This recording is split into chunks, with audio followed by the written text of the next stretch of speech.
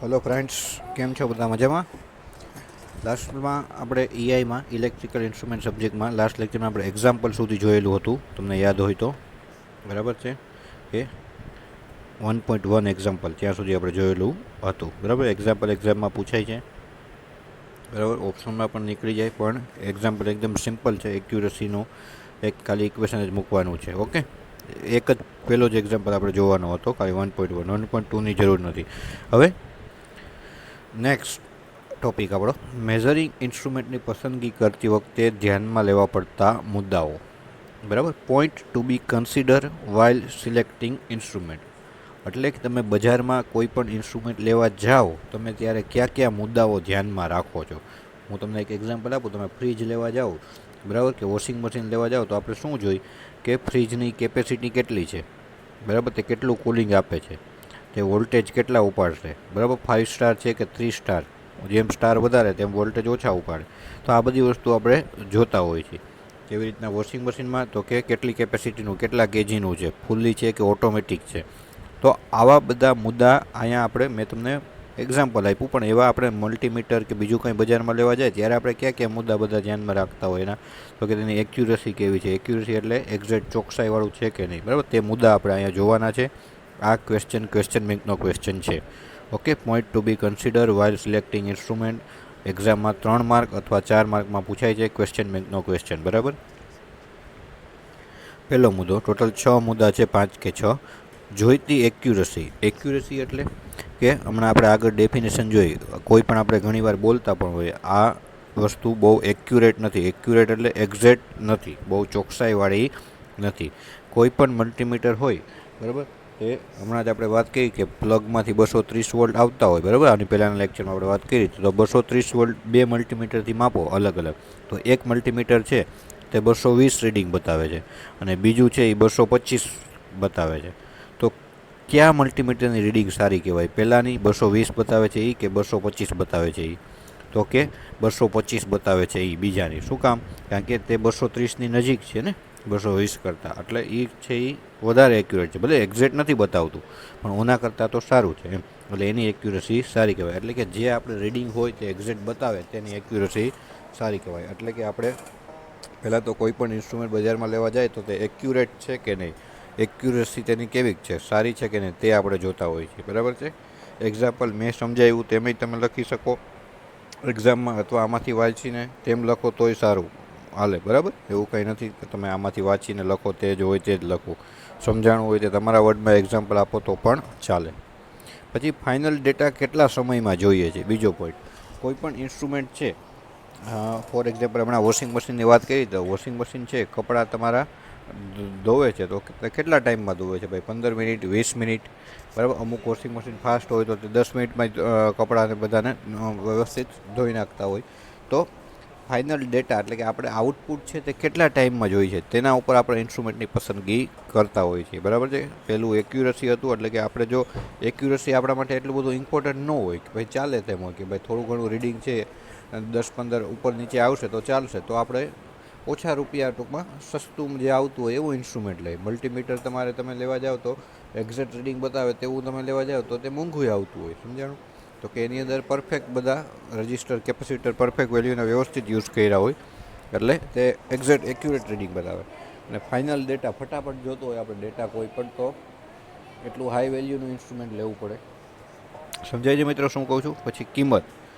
કિંમત એ most important છે કે ભાઈ કિંમત કેટલી છે એ જ મેઇન વસ્તુ છે. કોઈ પણ ઇન્સ્ટ્રુમેન્ટ છે, મલ્ટીમીટર છે એ 200 રૂપિયાનું આવે ને 1000 રૂપિયાનું આવે તો મલ્ટીમીટર છે એ એક્ઝેક્ટ રીડિંગ આપે છે, એક્યુરસી સારી છે, પણ તેની કિંમત જો બહુ જ વધારે હોય તો તે પબ્લિક એટલી બધી લેતી નથી. એટલે કિંમત છે એ ત્રીજો પોઈન્ટ છે, તે ઇમ્પોર્ટન્ટ છે. ડિસ્પ્લેનો પ્રકાર. બરાબર, આપણને મલ્ટીમીટરમાં છે કે બાઇકમાં અત્યારે જનરલી કાંટાવાળું હોય તો એનાલોગ મીટર કહેવાય, અને ડિજિટલ ડિસ્પ્લે ડાયરેક્ટ બતાવતું હોય રીડિંગ તો એ કેવું કહેવાય? Digital display. ડિસ્પ્લે ટૂંકમાં બે પ્રકારની હોય, એક તો એનાલોગ ડિસ્પ્લે અને બીજી ડિજિટલ ડિસ્પ્લે. બરાબર, આપણે રીડિંગ ઘણીવાર લેતા હોય તો એનાલોગ મીટરથી લેતા હોય તો તમારે એમાં કાપા મેઝર કરવા પડે કે ભાઈ એક કાપા છે પછી બે કાપા નાના છે તો 1.2 રીડિંગ કહેવાય. તો ડિસ્પ્લેમાં, ડિજિટલ ડિસ્પ્લેમાં એવું તમારે કાંઈ ગણતરી કરવી પડે નહીં, ડાયરેક્ટ ડિસ્પ્લેમાં 1.2 રીડિંગ એમ બતાવી છે, સમજાણું? એટલે ડિસ્પ્લેના બે પ્રકાર, એનાલોગ અને ડિજિટલ. ચોથો પોઈન્ટ. પછી ડેટાનો પ્રકાર. તો કે ભાઈ ડેટા કેવા પ્રકારનો તમારે છે? તો કે ડેટાનો પ્રકાર જાણવો જરૂરી છે, એટલે કે માપવાની રાશિ સમયના પ્રમાણમાં એટલે ટેમ્પરેચર તમારે માપવું હોય તો થર્મોમીટર જોઈએ. એટલે તો ટેમ્પરેચર છે એ શું હોય? તો ટાઈમના પ્રમાણમાં ફરે. સવારમાં ટેમ્પરેચર ઓછું હોય, બપોર થાય તો ટેમ્પરેચર વધી જાય, સાંજે પાછું ટેમ્પરેચર ઘટી જાય, સમજાણું? એટલે કેવો ડેટા છે એ પ્રમાણે તમારે ઇન્સ્ટ્રુમેન્ટ લેવું પડે, બરાબર? કે એ આ બહુ હાઈ ડેટા માપવાનો હોય, બરાબર, તો એમાં ઇન્સ્ટ્રુમેન્ટ એક્ઝેક્ટ હોય તો એવું જ ચાલે ટૂંકમાં. અને જો ડેટા આમ એટલો બધો વેરિએશનવાળો ન હોય, બરાબર, તો સાદું ઇન્સ્ટ્રુમેન્ટ પણ ચાલે. એટલે કેવો ડેટા મેઝર કરવાનો છે તેના ઉપર પણ ઇન્સ્ટ્રુમેન્ટ કેવું લેવું તે નક્કી કરવું પડે છે. બીજા મુદ્દાઓ, બરાબર, તો કે એન્ક્લોઝરનો પ્રકાર, એટલે કે વુડન, સ્ટીલ, એલ્યુમિનિયમ. કોઈ પણ ઇન્સ્ટ્રુમેન્ટ છે એમાં કયા મટીરિયલનો ઉપયોગ કરેલો છે? વુડન છે, લાકડાથી બનેલું છે, સ્ટીલથી બનેલું છે, એલ્યુમિનિયમથી બનેલું છે, બરાબર? અલોય એટલે મિક્સિંગ, બરાબર, બે મટીરિયલનું મિક્સિંગ કરીને બનાવી અને એલોય કહેવાય. પછી માઉન્ટિંગનો પ્રકાર, કે પેનલ કે ફ્લશ માઉન્ટ, પ્રકાશ અથવા ટેબલ ઇન્સ્ટ્રુમેન્ટ છે એ તમારે ક્યાં માઉન્ટ કરવાનું છે? ફ્રીજ કે હોય તો ફ્રીજના પાટલા ઉપર આપણે રાખતા હોય, બરાબર, તો તે પ્રમાણે પણ ઇન્સ્ટ્રુમેન્ટ ક્યાં આવશે કે નહીં એ બધું નક્કી કરવું પડતું હોય. સ્કેલનો પ્રકાર, એટલે કે કેવું છે, સ્કેલ વર્તુળાકાર ઇન્સ્ટ્રુમેન્ટ છે કે કેવા સેગમેન્ટનું છે, રિઝોલ્યુશન સારું છે કે નહીં, બરાબર. આ બધા બીજા મુદ્દાઓમાં 3-4 મુદ્દા ખાલી તમને જે આપ્યા છે પોઈન્ટ, ખાલી એમનો લખી નાખો તોય ચાલે. ટોટલ 1, 2, 3, 4, 5, 6 મુદ્દા થયા, બરાબર. 6 મુદ્દા આવી જવા જોઈએ મિત્રો. અંદર તમારા વર્ડમાં લખો તો ચાલે, 2 થી 3 લીટી દરેક વિશે લખવાની, પણ મુદ્દા 6 આવવા જોઈએ તો પૂરેપૂરા માર્ક મળે. 3 માર્ક અથવા 4 માર્કમાં જીટીયુ એક્ઝામમાં પૂછાતો question, point to be consider while selecting instrument. બજારમાં તમે ઇન્સ્ટ્રુમેન્ટ લેવા જાઓ ત્યારે કયા કયા મુદ્દા ધ્યાનમાં લેવાના? ક્લિયર મિત્રો? ઓકે, ચાલો એકવાર 6 મુદ્દા જોઈ લ્યો. પહેલાં 3 છે રાખેલા છે, પહેલાં 3 વાંચી લો વ્યવસ્થિત.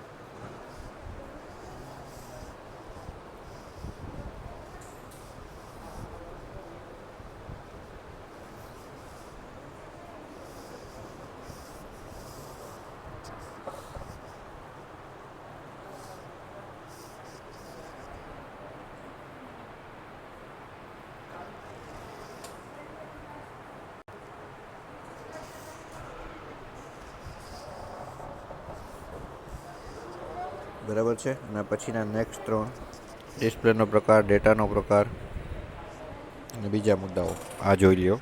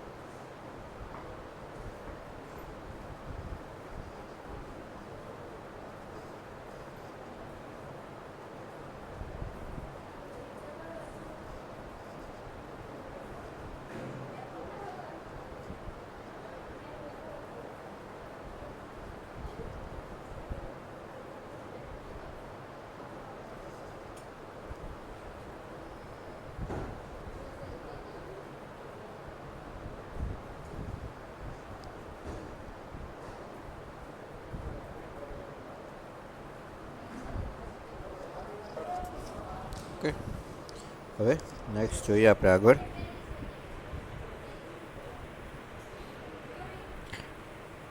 પહેલા ચેપ્ટરનો આ લાસ્ટ ક્વેશ્ચન છે ક્વેશ્ચન બેંકનો, બરાબર.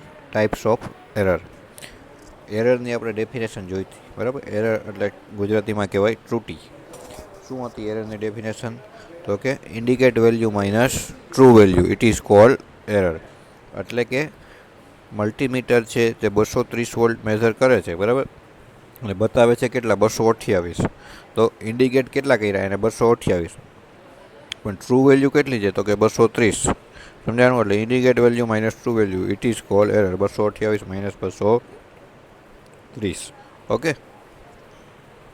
એ આપણે એરરની ડેફિનેશન, ઓલી જે 14 ડેફિનેશન આપણે જોઈ હતી મિત્રો, એમાં ત્યારે એરરની ડેફિનેશન ડિસ્કસ કરેલી હતી, બરાબર છે. આગળના લેક્ચરમાં જોજો એટલે એમાં ખબર પડી જશે. હવે એરર કેટલી જાતની હોય? Types of error. ક્વેશ્ચન બેંકનો ક્વેશ્ચન, પહેલા ચેપ્ટરનો લાસ્ટ ક્વેશ્ચન બેંકનો. તો કે 3 જાતની: ગ્રોસ એરર, સિસ્ટમેટિક એરર અને રેન્ડમ એરર, બરાબર. ગ્રોસ એરર, સિસ્ટમેટિક એરર અને રેન્ડમ એરર. ઓકે, તો પહેલી ગ્રોસ એરર કોને કહેવાય? તો ઓપરેટર દ્વારા રીડિંગ લેવામાં થતી ત્રુટિ અથવા રેકોર્ડિંગમાં થતા કેલિબ્રેશનમાં થતી ત્રુટિ વગેરે આ પ્રકારનો સમાવેશ થાય છે. એટલે કે કોઈ પણ આપણે સબસ્ટેશને કે એમ તમે જાઓ 66 kV સબસ્ટેશન કે હોય, તેમાં અમુક કલાકે રીડિંગ લેવાના હોય, બરાબર. તો રીડિંગ લેવામાં કોઈ પણ, આ ખાલી એક એક્ઝામ્પલ આપું છું, કોઈ પણ ઇન્સ્ટ્રુમેન્ટમાંથી તમે રીડિંગ લેતા હોય તો તેમાં રીડિંગમાં તમારે લખવામાં કાંઈ ભૂલ થાય તો કોના કીધે ભૂલ થાય? ઓપરેટર, એટલે કે માણસ કીધે. તો એને કેવી એરર કહેવાય? Gross error. GROSS, gross error, બરાબર છે. રેકોર્ડિંગમાં તથા કેલિબ્રેશનમાં થતી ત્રુટિ. કેલિબ્રેશન એટલે કે એક્ઝેક્ટ છે કે નહીં, બરાબર, તે મેઝર કરવું. આપણે આગળ આવશે ત્યારે વધારે ડિસ્કસ કરશું. રેકોર્ડિંગમાં કે કેલિબ્રેટ કરવું એટલે કોઈ પણ તમે નવું ઇન્સ્ટ્રુમેન્ટ લ્યો, બરાબર, તો એની રેન્જ હોય કે ભાઈ 60 વોલ્ટ સુધી માપે છે, 60 વોલ્ટ, તો તમે એ મેઝર કરો, કેલિબ્રેટ કર્યું કે ભાઈ 60 વોલ્ટ માપે છે કે નહીં, તે ચકાસવું, એને કેલિબ્રેશન કહેવાય, બરાબર. તો આવી બધી જે એરર આવે, ટૂંકમાં માણસની ભૂલથી, ઓપરેટરની ભૂલથી જે એરર આવે તેને કેવી એરર કહેવાય? Gross error. આ પ્રકારની ત્રુટિ માનવ ચોકસાઈ પર આધારિત છે, તેથી આ ત્રુટિનું ગણતરીય રીતે વિશ્લેષણ કરવું મુશ્કેલ છે, બરાબર. માણસની ભૂલને લીધે આવી ત્રુટિ આવે તેને કહેવાય ગ્રોસ એરર. આ એરર આવે નહીં, એટલે કે આ એરર ક્રિએટ ન થાય તેના માટે શું પગલાં લેવા અથવા તો શું કાળજી રાખવી જોઈએ? તો વાંચનમાં, રેકોર્ડિંગમાં અને કેલિબ્રેશનમાં ઘણી સાવચેતી રાખવી. એટલે કે જે તમે રીડિંગ લેતા હોય તે વ્યવસ્થિત સાવચેતીથી લેવા. એવું હોય તો 2 વાર જોઈને લેવા. આપણી ઘરે જે ટૂંકમાં લાઇટ બિલ આવે ત્યારે તે 2 વાર વ્યવસ્થિત મીટરના રીડિંગ જોઈ અને પછી લાઇટ બિલ બનાવતા હોય છે, બરાબર. તો તેમાં તેની ભૂલ થાય તો આપણે લાઇટ બિલ શું આવે? વધારે આવી જાય, અથવા કાંઈ ભૂલ થાય તો ઘટે ઓછું પણ આવી જાય. તો તે ચોકસાઈ વ્યવસ્થિત રાખવી જરૂરી છે. ઘણા અવલોકનો લઈને સરેરાશ કિંમત લઈને, એટલે હમણાં જ મેં કીધું કે 2 વાર 3 વાર રીડિંગ જોવું પડે તો જોઈ લ્યો. તો 2-3 વાર લ્યો તો એક્ઝેક્ટ રીડિંગ બતાવે, બરાબર. એકવાર 230 વોલ્ટ ન બતાવ્યા હોય મલ્ટીમીટર, તો એકવાર 228 બતાવ્યા, થોડીક વાર પછી પાછો લ્યો તો 230 બતાવે, બરાબર. એટલે 2-3 વાર મેઝર કરો તો કદાચ એક્ઝેક્ટ રીડિંગ પણ બતાવી દે. એટલે આવું ટૂંકમાં જાજી વાર રીડિંગ મેઝર કરી અને તેની એવરેજ કાઢીને પણ લઈ શકાય, જેથી ગ્રોસ એરર ક્રિએટ ન થાય. એક જ માપન માટે એક કરતાં વધારે વ્યક્તિ દ્વારા રીડિંગ લેવા. એટલે કે કોઈ ઇન્સ્ટ્રુમેન્ટથી આપણે કાંઈ વસ્તુ મેઝર કરીએ છીએ તો પહેલાં મેં લીધું, પછી તમે બીજા બે જણાએ મેઝર કર્યું, તો મારે અલગ વેલ્યુ આવી, બીજા 2ને અલગ વેલ્યુ આવી, તો તેના ઉપરથી ખબર પડે કે કોની વેલ્યુ સાચી છે અને કોનામાં એરર છે. સમજાણું? ઓકે, આને કહેવાય ગ્રોસ એરર. આ 3 પોઈન્ટ લખવાના અને ગ્રોસ એરરની જે કાળી લાઈન દેખાય છે એ લખવાની. કાળી લાઈન અને 3 મુદ્દા. બીજી એરર સિસ્ટમેટિક એરર. તો આ પ્રકારની ત્રુટિઓ નિયમિત રેગ્યુલર પ્રકારની હોય છે. આ પ્રકારની ત્રુટિમાં માન અને દિશા બંને ધ્યાનમાં લેવામાં આવે છે. આથી કેલિબ્રેશનથી ત્રુટિમાં સુધારો કરી શકાય છે. આ પ્રકારની ત્રુટિઓ 2 પ્રકારની છે. સિસ્ટમેટિક એરરના 2 ટાઈપ્સ છે, બરાબર. તો કે ઇન્સ્ટ્રુમેન્ટ એરર અને એન્વાયરમેન્ટ એરર, બરાબર. ઇન્સ્ટ્રુમેન્ટ એરર એટલે કેવી એરર? જ્યારે ઇન્સ્ટ્રુમેન્ટ મેન્યુફેક્ચરિંગ થતું હોય, એટલે કે બનતું હોય, ત્યારે જ તેમાં ક્યાંક ખામી રહી જાય તો તેને ઇન્સ્ટ્રુમેન્ટ એરર કહેવાય. ફોર એક્ઝામ્પલ, બાઇક છે. બાઇક જ્યારે કંપનીમાં, હોન્ડા કંપનીમાં બાઇક હોય તો હોન્ડા કંપનીનું બનતું હોય ત્યારે તેમાં ક્યાંક લીવરના વાયરમાં કે ક્યાંક ત્રુટિ રહી ગઈ, ભૂલ રહી ગઈ, તો બાઇક હજી નવું જ મેન્યુફેક્ચરિંગ થઈને આવ્યું પણ છતાં પણ એમાં ક્યાંક એરર આવી, તો એ કેવી એરર કહેવાય? તો કે ઇન્સ્ટ્રુમેન્ટલ એરર કહેવાય, બરાબર છે. ટૂંકમાં જ્યાં મેન્યુફેક્ચરિંગ થયું હોય ત્યારે જ જે કાંઈ એરર આવે, એટલે કે ઇન્સ્ટ્રુમેન્ટની યાંત્રિક રચનાને કારણે આ પ્રકારની ત્રુટિ ઇન્સ્ટ્રુમેન્ટમાં દાખલ થાય છે. બેરિંગમાં ઘર્ષણ થવું, બરાબર. બાઇકનું મેં તમને જસ્ટ એક્ઝામ્પલ આપ્યું છે. સ્પ્રિંગમાં કંઈ ખેંચાવવું, બરાબર, આ બધી વસ્તુને કેવી કહેવાય? ઇન્સ્ટ્રુમેન્ટલ એરર કહેવાય, બરાબર. સિસ્ટમેટિક એરરના મિત્રો બે ટાઈપ ફરીથી કહું છું, ઇન્સ્ટ્રુમેન્ટ એરર અને એન્વાયરમેન્ટ એરર. ઓકે, તો ઇન્સ્ટ્રુમેન્ટ એરર ન આવે તેના માટે ક્યાં ક્યાં કાળજી રાખવી? તો 4 મુદ્દા તેમાં. તો કે માપવાની રીતોને વ્યવસ્થિત રીતે પ્લાન કરવાથી, બરાબર, માપન છે તે વ્યવસ્થિત રીતે કરવાનું, બરાબર. તો ઇન્સ્ટ્રુમેન્ટ એરર ન આવે એટલે ચોકસાઈપૂર્વક કરો. ત્રુટીને જાણ્યા પછી કરેક્શન ફેક્ટર, એકવાર ખબર પડી કે આવી ત્રુટી એરર આવે છે તો બીજી વાર તે મેજર કરવા માટે ક્યાંક કરેક્શન ફેક્ટર તેમાં રાખો કે ભાઈ આટલી એરર આવી હતી તો એમાં 2 એડ કરી દો તો આંકડો છે એ એક્ઝેક્ટ મળી જાય છે. તો આપણને એને કહેવાય કરેક્શન ફેક્ટર. 230 હોય ને જે દર વખતે 228 જ આવતું હોય, બરાબર, તો આપણને ખબર પડે છે ભાઈ આ મીટરમાં ક્યાંક ખામી છે, દર વખતે 228 બતાવે છે, રીડિંગ બતાવે જે કાંઈ એમાં 2 એડ કરી દેવાના એટલે એ એક્ઝેક્ટ રીડિંગ કહેવાય. તો એને 2 જે આપણે એડ કરીએ એને શું કહેવાય? Correction factor. સમજાણું? જરૂર પડે તો ઇન્સ્ટ્રુમેન્ટને ફરીથી કેલિબ્રેટ કરો. એટલે કેલિબ્રેટ કરવું એટલે નવું જે હોય એને કેલિબ્રેટ કરીએ એટલે ચોકસાઈથી માપો એનું મેક્સિમમ વેલ્યુ મિનિમમ વેલ્યુ સુધી જઈ શકે છે કે નહીં, મેજર કરી શકે છે નહીં. ઇન્સ્ટ્રુમેન્ટની વ્યવસ્થિત પસંદગી કરો. સારી કંપનીનું ઇન્સ્ટ્રુમેન્ટ લ્યો, બરાબર. આપણને ખબર જ છે કોઈ પણ વસ્તુ છે એ મોંઘી આવતી હોય તો એની રીડિંગ છે એ બધું એક્ઝેક્ટ મળતું હોય, બરાબર. કોઈ વોશિંગ મશીન છે એ 10,000નું આવે ને 50,000નું આવતું હોય તો 50,000નું છે તો એમાં ક્યાંક રીડિંગ શું એક્ઝેક્ટ વસ્તુ થતી હોય, બરાબર. ઓછા ટાઈમમાં કપડાં ધોવાઈ જતા હોય. તો આ બધું તેને ઇન્સ્ટ્રુમેન્ટની એરર ન આવે તેના માટેના પગલાં છે. 4 છે તેમાં 2 લખો તોય ચાલે, બરાબર. એના પછી બીજી એરર, સિસ્ટમેટિક એરરનો બીજો ટાઈપ એન્વાયરમેન્ટલ એરર. એન્વાયરમેન્ટ જ્યાં ખરાબ હોય, દાખલા તરીકે અમુક જે ઉત્તરાખંડ છે, હિમાચલ પ્રદેશ છે, ત્યાં ઠંડુ વાતાવરણ હોય તો ત્યાં એને કોઈ પણ ઇન્સ્ટ્રુમેન્ટને એવી રીતના અમુકમાં પેક રાખવું પડતું હોય કે અમુક ટેમ્પરેચર એને રાખવું પડતું હોય, નકર એમાં એરર આવે. એટલે ઇન્સ્ટ્રુમેન્ટ જે વાતાવરણમાં રાખવામાં આવ્યું હોય તેમાં ફેરફાર થવાથી આ પ્રકારની ત્રુટિ આવે છે, બરાબર. ટ્રાન્સફોર્મરની જ વાત કરીએ તો 66 kV સબસ્ટેશનમાં જે ટ્રાન્સફોર્મર હોય તો તે અહીંયા બહાર રાખીએ તો ચાલે આપણે આ બાજુ, પણ તમે હમણાં મેં કીધું એ હિમાચલ પ્રદેશની તે બાજુ જાઓ ત્યાં ટ્રાન્સફોર્મર બહાર રાખો તો એનું અંદરનું જે ઓઇલ હોય શું થાય? થીજી જાય, એટલી ઠંડી હોય એટલા માટે. તો ત્યાં ક્યાંક એવા મોટા હોલમાં કે રૂમમાં ક્યાંક આ બધી વસ્તુ રાખવી પડતી હોય. એવી રીતના આપણે નાના કોઈ પણ ઇન્સ્ટ્રુમેન્ટની વાત કરીએ તો પણ તેને પણ ટેમ્પરેચરની ઇફેક્ટ થતી હોય. ક્યાં વધારે ટેમ્પરેચર હોય બહુ, ક્યાં જ્યાં ઓછું ટેમ્પરેચર હોય સાવ, તો તે પ્રમાણે ઇન્સ્ટ્રુમેન્ટ પસંદગી કરવી પડે અને તેને ભેજને એવું કાંઈ લાગે નહીં તે આપણે ધ્યાન રાખવું પડે, બરાબર. એર કન્ડિશનનો ઉપયોગ કરવાથી ઇન્સ્ટ્રુમેન્ટના અમુક ભાગને સંપૂર્ણ રીતે સીલ કરવાથી તો આ એરર શું ન આવે એના માટે શું કરવું? એન્વાયરમેન્ટ તો અમુક એવા હોલમાં એસી રાખો અથવા એને ટેમ્પરેચર એવું મેન્ટેન કરો આખો હોલને એવી રીતના સીલ કરીને બહારથી, બરાબર છે, તો એન્વાયરમેન્ટલ એરર આવતી નથી. ઓકે, ઇન્સ્ટ્રુમેન્ટ એરર અને એન્વાયરમેન્ટ એરર, સિસ્ટમેટિક એરરના બે ટાઈપ્સ.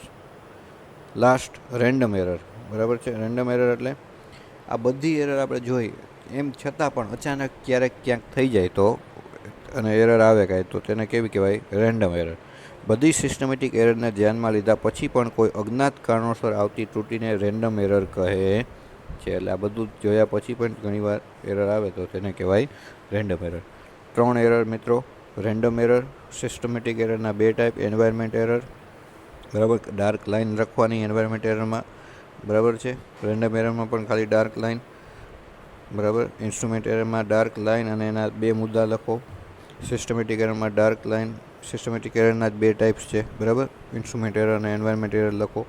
ગ્રોસ એરરની ડાર્ક લાઇન અને 3 મુદ્દા, બરાબર. ક્વેશ્ચન બેંકનો ક્વેશ્ચન છે. આ જે પ્રમાણે કીધું તે પ્રમાણે જ બધું લખાણ આવવું જોઈએ તો જ પૂરા માર્ક મળે. 3 માર્ક કાં 4 માર્કમાં આ ક્વેશ્ચન જીટીયુમાં પૂછાય છે. ક્વેશ્ચન બેંકનો ક્વેશ્ચન, પહેલા ચેપ્ટરનો લાસ્ટ ક્વેશ્ચન બેંકનો. ક્લિયર મિત્રો?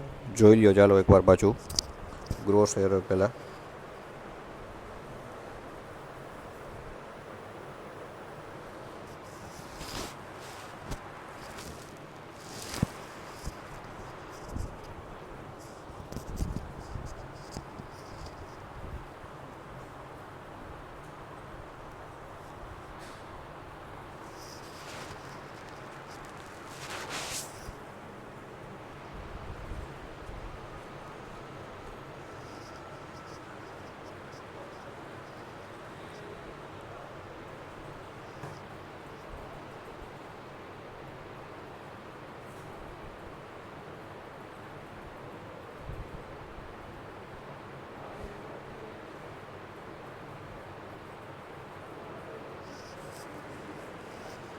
પછી સિસ્ટમેટિક એરર, એના બે ટાઈપ્સ, ઇન્સ્ટ્રુમેન્ટ અને એન્વાયરમેન્ટ. પહેલાં ઇન્સ્ટ્રુમેન્ટ જોઈ લો.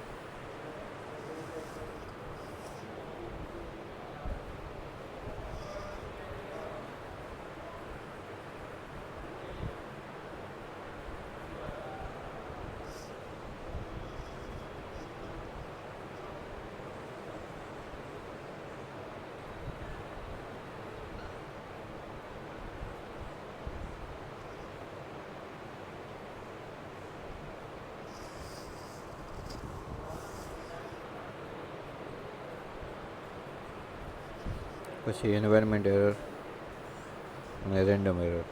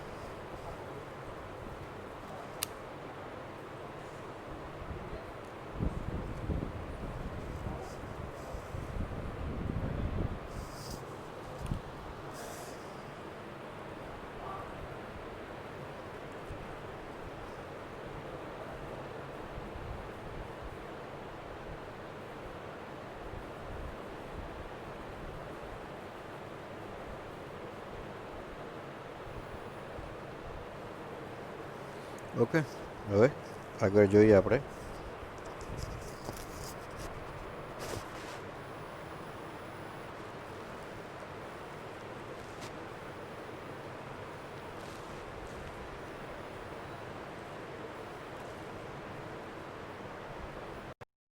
ઓકે, તો હવે આગળ આપણે એમાં આજનો પહેલા ચેપ્ટરનો ટૂંકમાં લાસ્ટ ટોપિક છે આવડો, બરાબર. ક્વેશ્ચન બેંકમાં નથી. Block diagram of instrumentation system, બરાબર.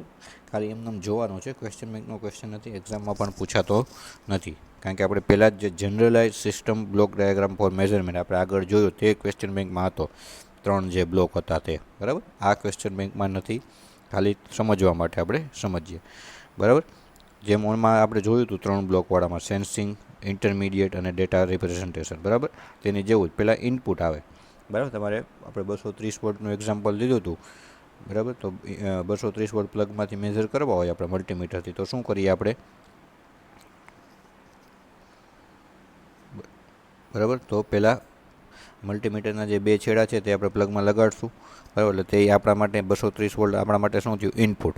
પછી પ્રાઇમરી સેન્સિંગ, એટલે જે મલ્ટીમીટરના જે 2 છેડા છે તેને શું કર્યું, પ્રાઇમરી સેન્સ કર્યું, બરાબર.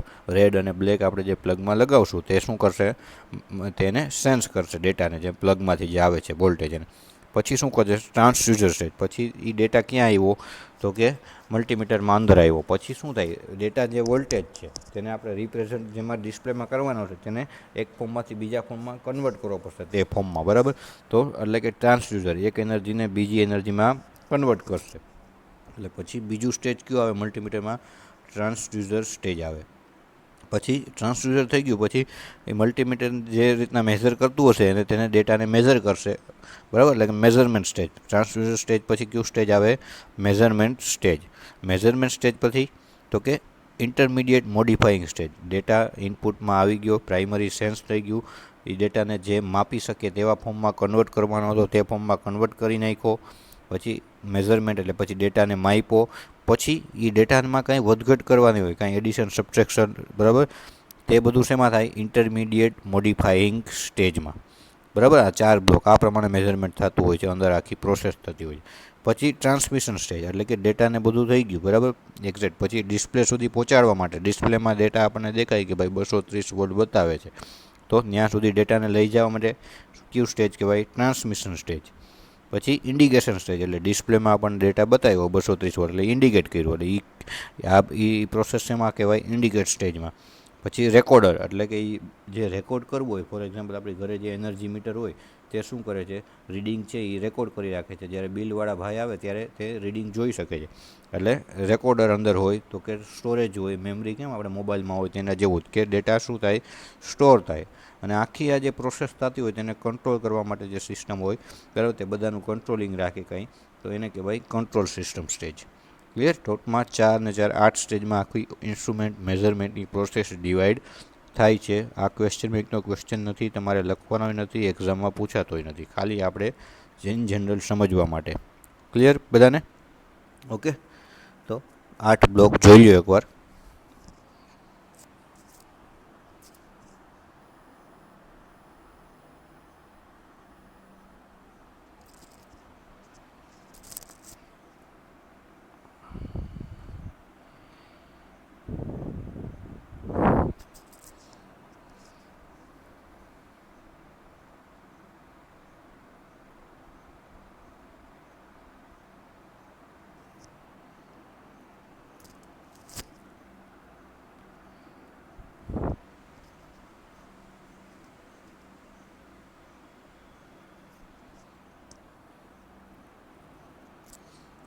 ઓકે મિત્રો, બરાબર. તો અહીંયા આપણું પહેલું ચેપ્ટર પૂરું થાય છે.